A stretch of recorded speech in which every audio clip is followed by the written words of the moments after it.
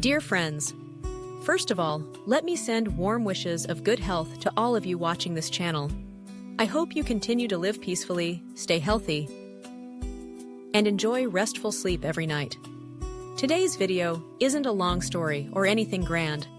I simply want to share something small, a simple cup of warm water made from ingredients you probably already have in your kitchen, but it's something that has been quietly passed along because of its surprisingly powerful effects. Some say it helped them sleep more soundly, no longer waking up in the middle of the night. Others say that since they started drinking it regularly, their back pain has eased and their joints feel more comfortable, not stiff and painful upon waking. It might sound unusual, but there's a very clear reason behind this, one that most people overlook.